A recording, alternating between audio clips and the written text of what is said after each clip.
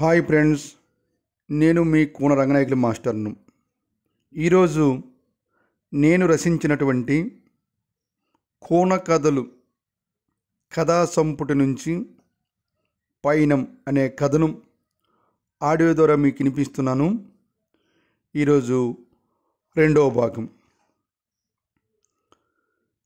ఎండిఓగా select అయినటువంటి భరత్ కుమార్ శ్రీకాకుళానికి మొదటిసారిగా విచ్చేస్తున్న తరుణంలో ఘన స్వాగతం ఏర్పాటు చేశారు స్థానికులు. సభావేదికపై కూర్చున్న పెద్దలందరూ భరత్ కుమార్ గొప్పదనాన్ని వేణోలా పొగుడుతున్నారు. భరత్ కుమార్కి ఒక్కసారిగా కళ్ళలో నీళ్లు తిరిగాయి. అది ఇంటర్మీడియట్ సెకండ్ ఇయర్. ఈ 2 సంవత్సరాలుగా ఒక్కరోజు కూడా క్లాసులో కూర్చోవడం ఎరుగని భరత్ కుమార్ ఈరోజు పాఠాల కోసం ఎదురు చూస్తున్నాడు. ఎప్పటిలాగే టీచర్లు హాజరు వేయడం, ఉన్న వాళ్ళకి పాఠాలు చెప్పడం పరిపాటి.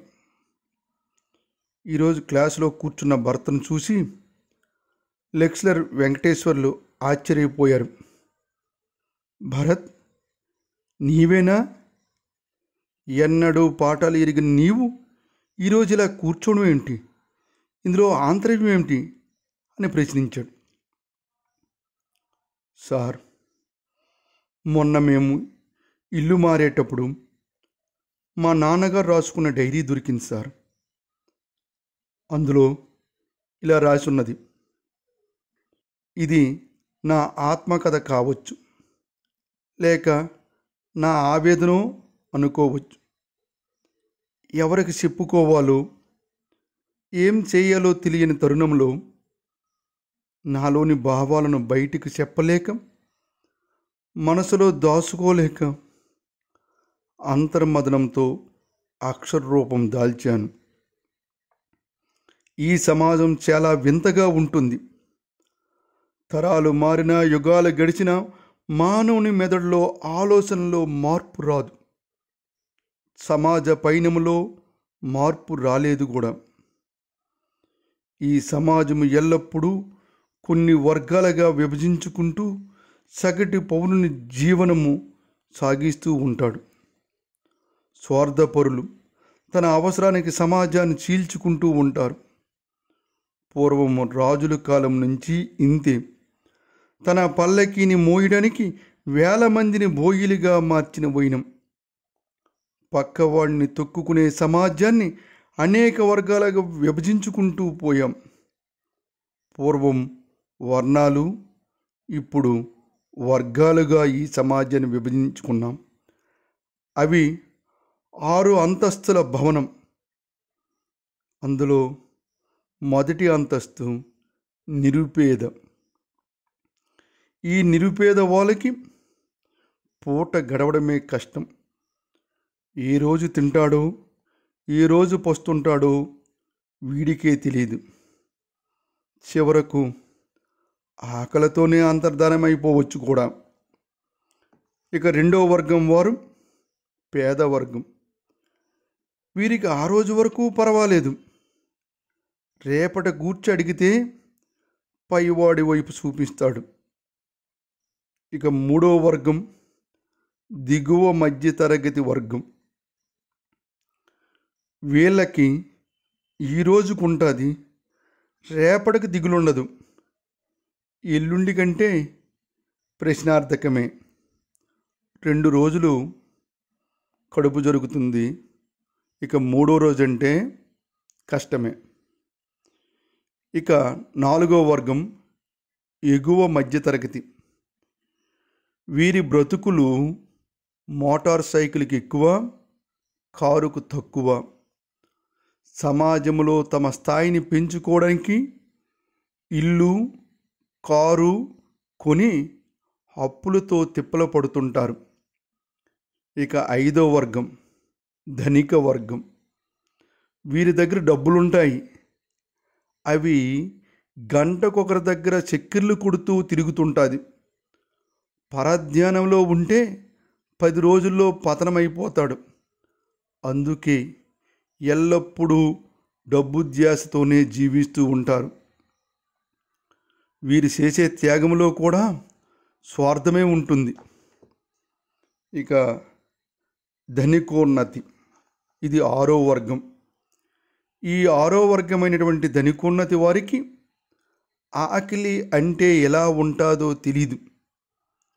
ఎండ, వాన అనే పదాలకు అర్థమైతే తెలుసు కానీ అవి కూడా ఎలాగుంటాయో తెలీదు. ఎలా ఖర్చు పెడుతున్నా తరగని ఆస్తి వీరి సొంతం. దేశంలో అందరి కోసము జీవిస్తుండగా తపన పడుతూ వీరి స్థానాన్ని పదిలిపరుచుకుంటారు. జన్మంటే వీలదే అన్నట్లు జీవిస్తారు. ఒక్క మాటలో చెప్పాలంటే వీళ్ళని సెలబ్రిటీస్ అని ఇంగ్లీష్లో ముద్దుగా పిలుచుకుంటారు. అందుకే దేశంలోని ప్రజలందరూ ఈ 6వ అంతస్తులో విహరించాలని కలలు కంటారు. 3 తరాలుగా మోసపోయిన జీవితం నాది. మొదటి తరం మా నాన్నగారి కాలంలో మనది నిరుపేద కుటుంబం. అతను చదువుకోవడానికి అవకాశాలే లేకపోయాయట. ఏదో తనకు చేతనైన కూలి పనులు చేసుకుని మమ్మల్ని పోషించుకుంటూ వచ్చారు. ఇక 2వ తరం నాది. నాకు చదువుకునే అవకాశం ఉన్నా చదవడం కష్టమనే నెపంతో ఎక్కువగా చదువుకోలేకపోయాను. దానికి తోడు మాయాజలతారు లాంటి చెడు సావాసాలు తోడైనాయి. ఆ నెపంతో పెద్ద పెద్ద చదువులు చదవలేక ఉన్న దాంట్లో ఇలా సెటిల్ అవ్వాల్సి వచ్చింది. ఊహ తెలియక ముందు నేను చేసిన చిన్న పొరపాట్లే ఈరోజు నాకు పెద్ద అవకాశాలను చేజార్చాయి. ఎవరైనా గొప్పవారు కావాలంటే వారి దగ్గర ఉండే ఒకే ఒక ఆయుధం విద్య. దాన్ని ఎవరైతే సక్రమంగా నేర్చుకుంటారో వారే నిజమైన విజేతలుగా మనగలుగుతారు. మిగతా వారు అవసానంలో ఏమీ సాధించలేకపోయామనే దిగులుతో జీవిస్తారు. తండ్రిగా నీపై ఒత్తిడి తేవడానికి కారణము కూడా ఈ 6 అంతస్తుల జీవిత వైకుంఠ పాలిలో ఎక్కడ నీవు పాము నోట పడి పాతాలని కొట్టుకుపోతావన్న భయమే నన్ను ఇంతలా నీ చేత బాధ పెట్టించడానికి కారణమైంది. ఇది నా ఒక్కన ఆవేదనే కాదు, నాలాంటి తల్లిదండ్రులందరి ఆవేదన ఇది. మీ యువకులంతా తప్పు చేయకుండా తప్పటడుగులు వేయకుండా ఉండాలని ఎన్నోసార్లు నీకు చెప్పాలని ప్రయత్నం చేశాను. కానీ అందరు పిల్లల్లాగే నీవు కూడా ఎక్కడ పెడచెవిని పెడితే నా ఆత్రానికి ఆలోచనకు అర్థం ఉండదు. అందుకే జీవిత పాఠాన్ని అంతర్మదనంలోకి అణుచుకుని అక్షర రూపంలోకి మార్చాను అని ఆ డైరీలో ఉంది సార్.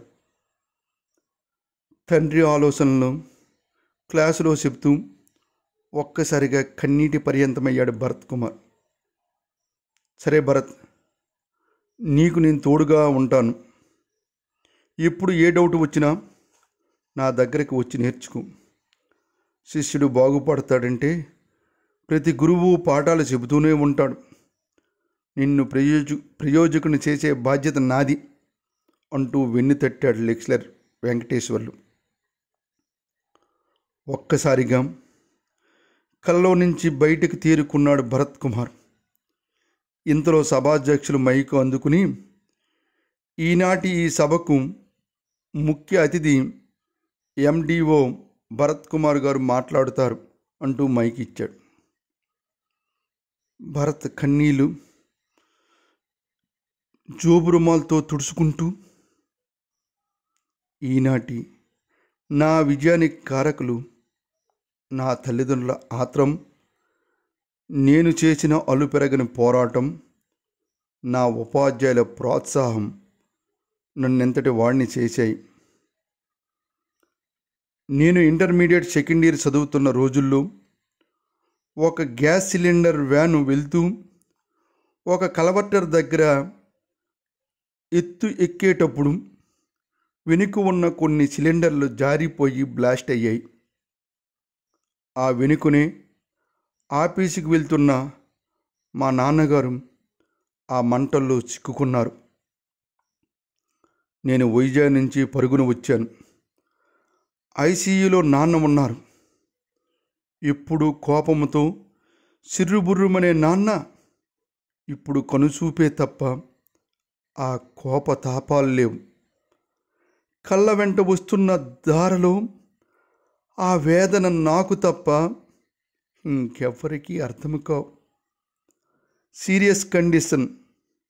48 గంటలు దాటితే తప్ప ఏమీ చెప్పలేమని, అంతా భగవంతుని దయని డాక్టర్లు సెలవిచ్చారు. భగవంతుడు కూడా చేతులెత్తేశాడు. నాన్న వికత జీవిగా మా ముందు కనిపించారు. తర్వాత అందరి నాన్నలాగే మా నాన్నని సాగనంపాను. 12 రోజుల తర్వాత చుట్టాలంతా ఎవరి దారిన వారు వెళ్ళిపోయారు. అద్దె కట్టుకోలేక పాత ఇల్లు ఖాళీ చేసి ఓ చిన్న ఇంటిలోకి మారాము. అప్పుడే నాన్న రాసుకున్న డైరీ దొరికింది. నాపై నాన్నకున్న బాధ్యత గుర్తొచ్చింది. ఇన్నాళ్ళు ఏ లోటు లేకుండా బ్రతికిన మాకు తెల్లవారు తినే సమస్యల పరంపర.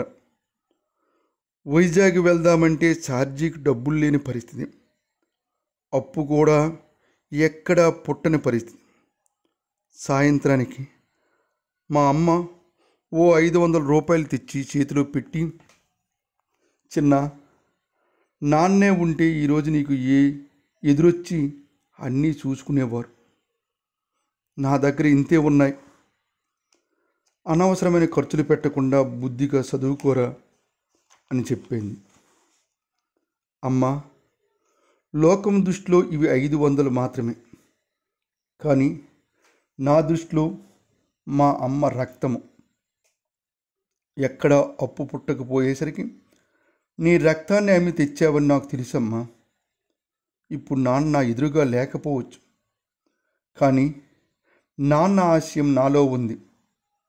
నాన్న నిరంతరం నా వెంటే ఉన్నట్లు భావిస్తాను.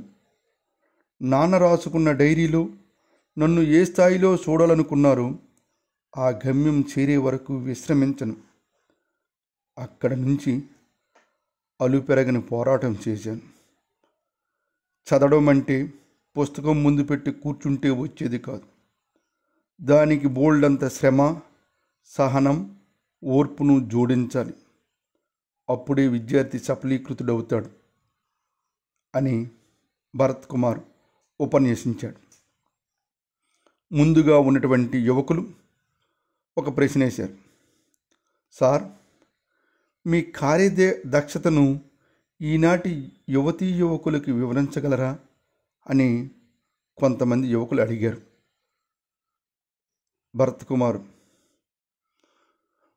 వివరిస్తూ, మనకు ఉద్యోగం కావాలంటే ఏదో గాలివాటముగా ఉండకూడదు.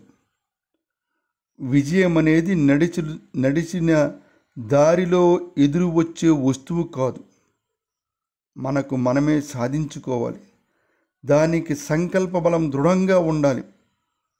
అంటే ఉద్యోగానికి అప్లై చేసినాడే నాకు ఈ ఉద్యోగం తప్పకుండా వస్తుందనే దృఢ నిశ్చయంతో ఉండాలి. అప్పుడు మనలో ఒక ఆవేదన పుడుతుంది.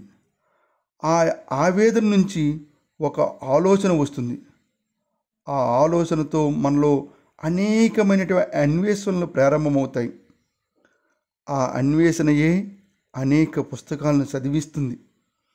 మనల్ని నిద్రాహారాలకు దూరం చేస్తుంది. శరీరం మొత్తాన్ని మన ఆధీనంలో తీసుకుంటుంది. లక్ష్యం చేరే వరకు విశ్రమించకూడదని ఇంద్రియాలకు వార్నింగ్ ఇస్తుంది. దానికి ఒకటే మార్గం, అదే విజయం అని. ఆ విజయాన్ని చేరుకోవాలని, దానికి శరీర అవయవాలని సహకరిస్తామని భరోసా ఇస్తాయి. దాన్ని ఆత్మస్థైర్యంగా పిలుస్తాం. ఇక్కడ ఇంకో ప్రమాదం ఉంది. అలుపెరగని పోరాటం వలన పోస్టు కొట్టగలననే నమ్మకం కలగడంతో అంతవరకు కష్టించిన అవయవాలు ఫలితమనే ఊహని నిజమనుకుని విశ్రమించే ప్రమాదమూ ఉంది. ఎండలో నడిచేవానికి చెట్టు నీడ దొరికితే విశ్రమించినట్లు శరీరం విశ్రమిస్తుంది. దీనినే ఓవర్ కాన్ఫిడెన్స్ అంటాం. శ్రమ తగ్గితే ఫలితము తారుమారయ్యే ప్రమాదం ఉంది అని చెప్పుకొచ్చాడు భరత్ కుమార్.